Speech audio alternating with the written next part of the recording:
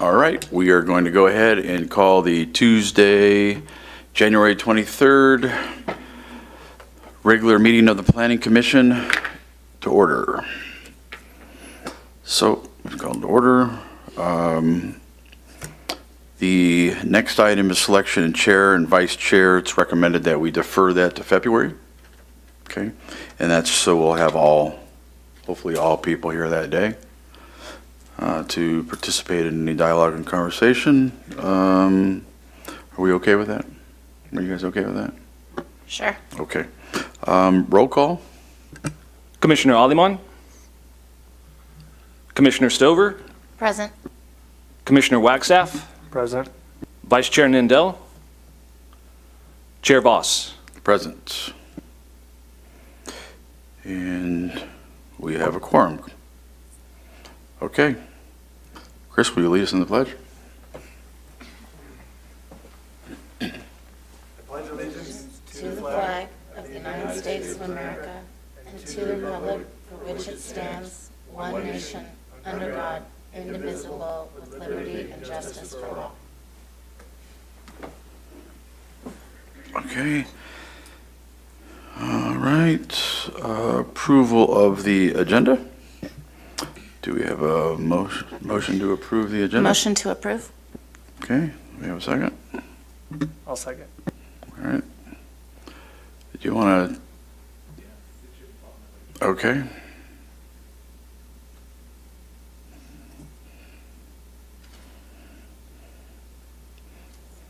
Motion passes unanimously. All right. And I will add that our Madam City Attorney is on via Zoom. Good evening, Mrs. City Attorney. All right. Next item is Planning Commission minutes. We have December 12th minutes. Need to approve those. Do we have a motion to approve our minutes? I'll make a motion to approve the minutes. Second. Okay. Got a motion and a second.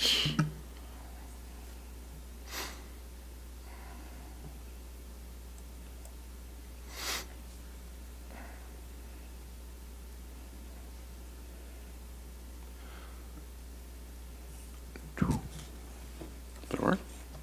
Oh, there we go. Motion passes unanimously. Perfect. Public comments. Mr. City Clerk, do we have any public comments? We do not, sir. All right. We then will move on to public hearings. First item today is from the continuation from the meeting of December 12th, 2023. Environmental number 23-1 and conditional use permit number 22-2. Mr. Community Development Director. Patricia Villa-Gomez will be presenting this case. Okay. Madam Planner. Thank you, and good evening. The project is located on the southwest corner of Palm Drive and Clare Avenue on approximately 9.1 acres of vacant land within both the Commercial General and Commercial Business Park zoning districts. The proposed project was previously presented at the December 12 PC meeting for a proposed self-storage facility on the westerly portion of the parcel and with 3 commercial retail pads to the east fronting Palm Drive. The applicant has made the following revisions per the Commission's request. Added additional parking, additional landscaping, a detailed circulation plan, off-site improvements, and revised floor plans for the commercial retail pads, which is before you this evening. Staff would like to note that a condition has been added for the developer or future tenants to submit a development permit application for Planning Commission review and approval before any of the commercial retail pads begin construction. Shown here is a revised rendering of the proposed development with an increase in landscaping meeting our minimum requirement. Shown here are some revised project site perspectives, including the drive-through aisles, parking, and some outdoor seating. Here's a revised landscape plan with the additional proposed drought-tolerant and desert-hardy plant materials throughout the project site. And shown here is a revised stacking plan for the proposed drive-through and commercial retail pads, shown here in blue.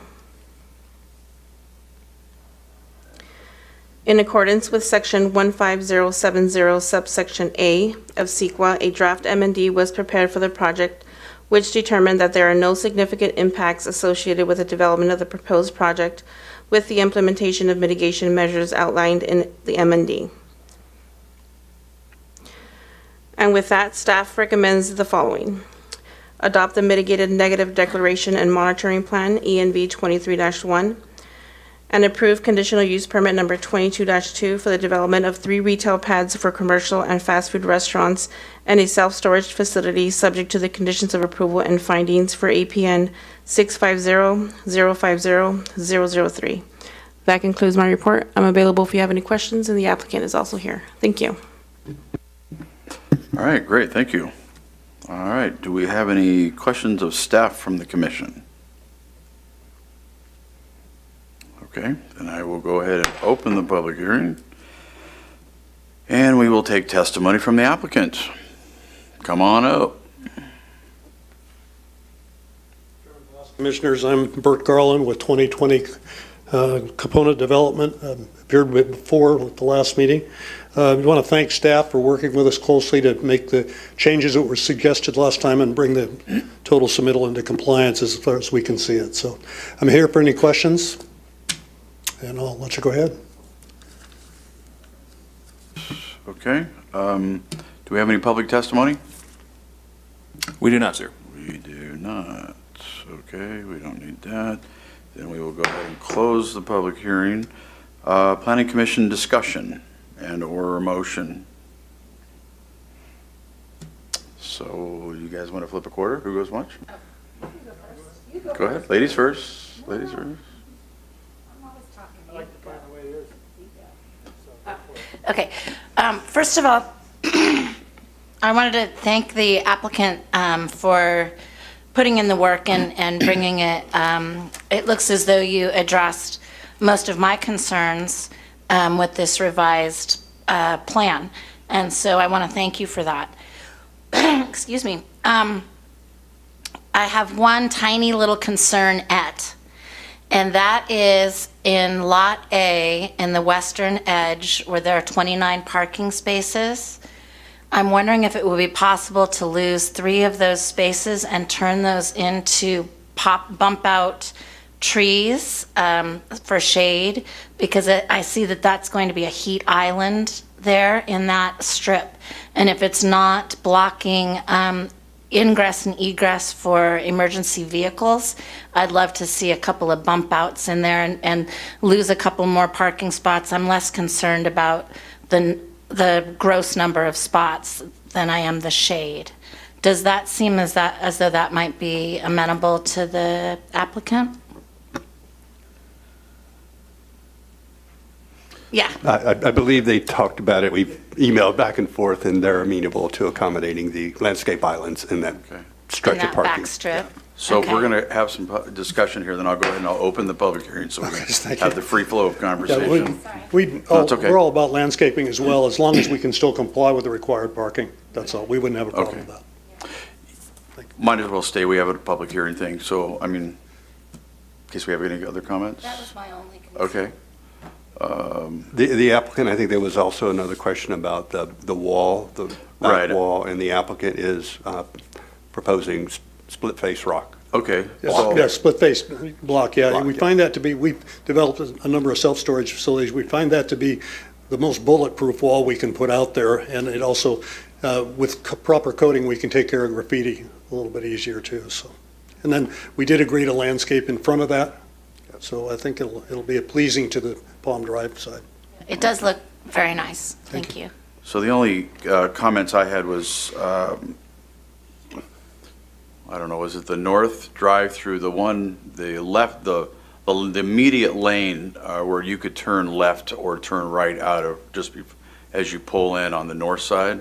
If that we can somehow make that, it looks like it's a one-way based on the parking. And if we could just make sure that that's clearly marked as a one-way, because I can see somebody having to go to, building 2 and building 3, and instead of going a little further and turning, I could see where they're gonna, want to make a left-hand turn and back that traffic up onto Palm. Isn't that the one we talked about? Yeah, So correct. we You guys have we already agreed to- discussed it. To mark that accordingly. Yeah, and there's a couple examples that we discussed that staff can work with you on making sure that people Sure. don't do that and exit. Otherwise, I think it was really good. And then, the back wall thing, it just looked a little sparse, but it sounds like you're going to be addressing that. I thought the landscape thing was really nice. I really thought, or actually, I don't have any more questions, so I'm going to go ahead and close the public hearing, and then we'll just kind of go into our discussion now. I noticed all the buildings have solar, which I thought was really good with that. The landscape additions were very attractive. I noticed too with the buildings, and I do realize that those may change a little bit depending on the tenants, but they were nice, open, expansive windows, so you could kind of get views of, the hills across over here, that thing, which was, or those maybe they'll want to have like slider ones, right? That would be kind of cool too. And then the storage facility, I noticed too, the living quarters for that was a pleasant layout for what would be used there, kind of, the two-story thing. And so a customer doesn't come in and see a bedroom right there, when they come in the door, like you see some of the older ones. So you addressed the concerns that I had with that, so I was happy with that. Chris, did you have any? Okay. I mean, if we don't have any more, then a motion. All right. I would motion to approve, let me see this darn number, 22-2, 23-1 and conditional use permit 22-2. Oh, no, that's the continuance. Is that the right number? Anyways. Yeah, no, Yeah, that's it's the But number. with the condition of removing a couple of those parking spaces at the western edge of Lot A and turning those into bump-out trees, and clearly marking the ingress and egress in all of the parking lot, and with that, to approve. Okay, you have a motion? One second. I'll second. Okay.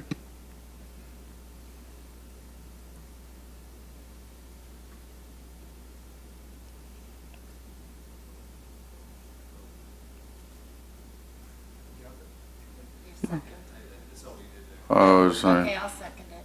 All right, either way's fine. Okay, It's fine. that's fine either way. Motion passes unanimously. All right, congratulations. Thank you for doing business in the city of Desert Hot Springs. Yeah. All right, next item is item number 2, a request for a 1-year extension of time extension number 23-7. Staff? Yes, thank you. The item before you this evening is an application for a 1-year time extension for the project located north of 19th Avenue, east of Calle de los Romos, within the Light Industrial Zoning District as shown here. A little bit of background: on September 14th, 2021, the Planning Commission approved conditional use permit number 21-13 and development permit number 21-13 for the development of an anaerobic digester facility on a 9.76 acre parcel. On September 14, 2021, the Planning Commission approved the project and in doing so adopted the mitigated negative declaration for this project. Pursuant to Section 15162A of the SECO regulations, once an M&D has been adopted for a project, no subsequent environmental review needs to be completed, and no changes are proposed as part of this time extension. And with that, staff recommends the Planning Commission grant a 1-year extension of time for conditional use permit number 21-13 and development permit number 21-13 for APN 666-360-018 from September 14th, 2023 to September 14th, 2024. That concludes my report. I'm available if you have any questions, and the applicant is not here. Thank you. Okay, does staff have any, or commissioners have any questions of staff? I do. All right. Did we ever find out what they're making with the anaerobic digester? So anaerobic digester turns organic residues from the food waste and green waste and is converted to a biogas primarily of CO2 and methane. Thank you. right. Any others? None? Okay. We'll go ahead and we'll open the public hearing. Applicant's not here. Do we have any public comments? No, sir. All right. Then we will close the public hearing. Planning Commission discussion and/or motion. I'll make a motion to approve a one-year extension of time for number 23-7 for a conditional use permit.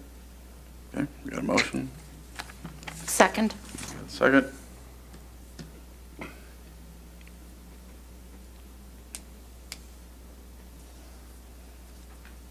Motion passes unanimously.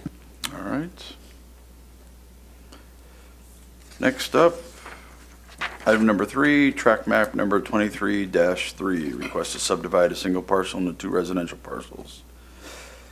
Mr. Community Development Director. Patricia's taking this one too. All right, Madam Planner. Thank you. So this is an application to subdivide an existing 18,834 square foot residential lot into 2 separate lots. The lot is located on the west side of Cactus Drive, south of 12th Street at APN 639-063-016, as shown here. The subdivision of the lot would result in 2 residential lots, approximately 9,400 square feet each, which would exceed our minimum lot size requirement of 7,200 square feet and is also meeting minimum lot width and depth. In accordance with CEQA, the project can be found categorically exempt from environmental review as a Class 15 minor land divisions pursuant to Section 15315 of CEQA. With that, staff recommends the Planning Commission approve application TM 23-3 to subdivide a single parcel into 2 residential parcels subject to the conditions of approval and findings as presented, with an additional condition added for the applicant to obtain any and all necessary permits from flood control as requested by their agency's comment letter received on Monday, January 22nd, 2024. That concludes my report. I'm available if you have any questions, and the applicant is not here. Thank you. Okay. Any questions of staff? Commission? Okay. Then we will go ahead and open the public hearing. The applicant is not here. Any public comments? No, sir. All right. Then we will go ahead and close this public hearing. And Planning Commission discussion and/or motion.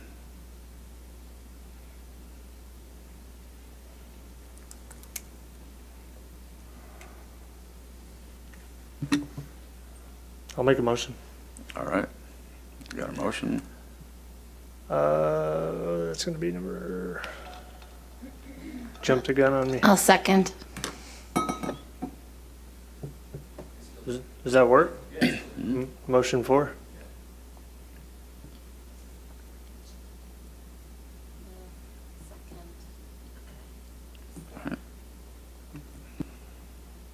Motion passes unanimously. All righty.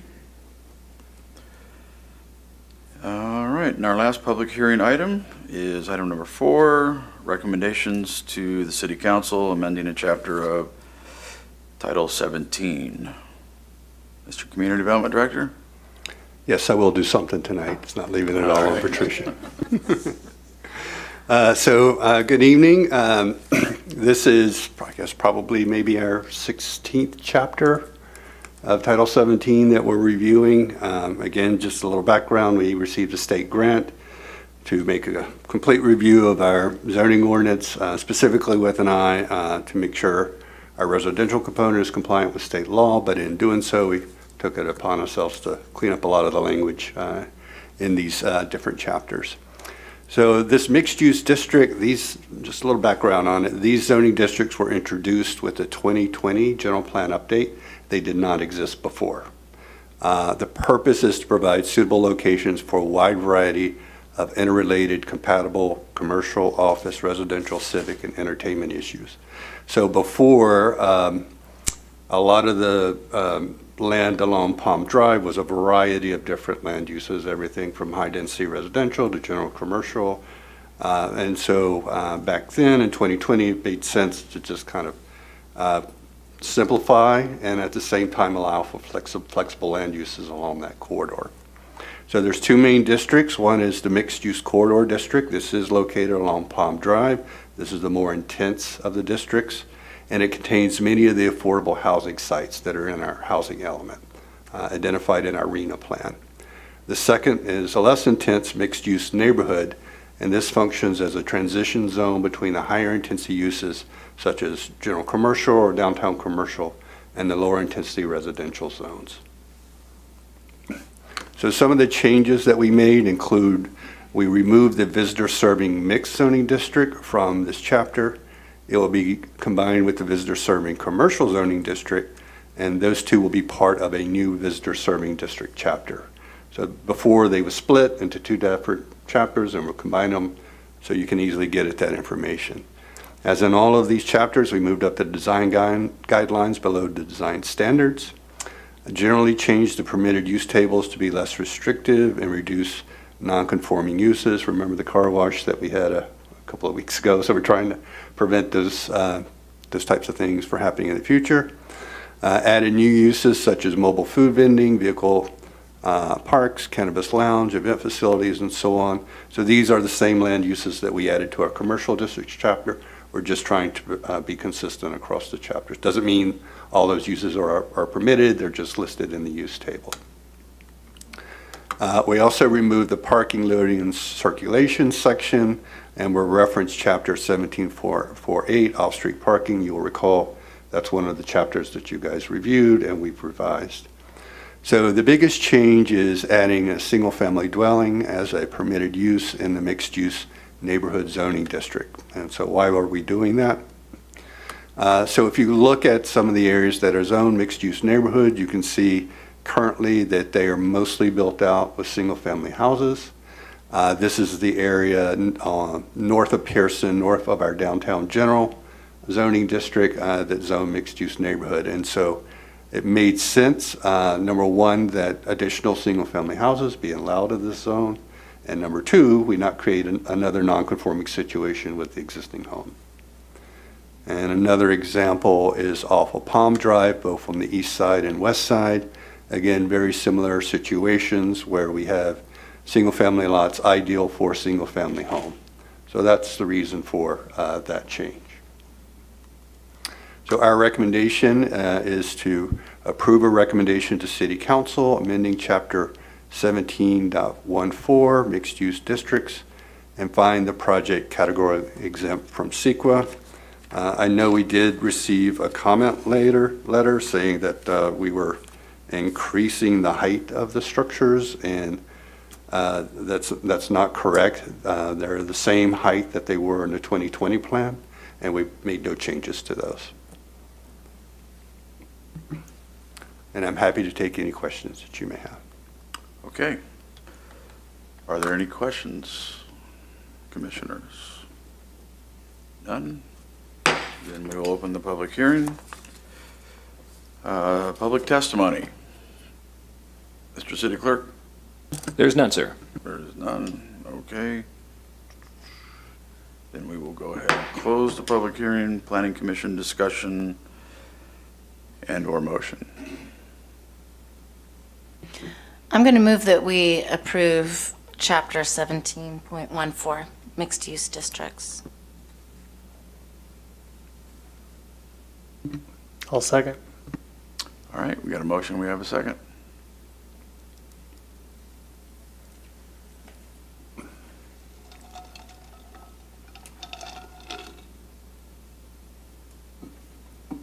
Motion passes unanimously.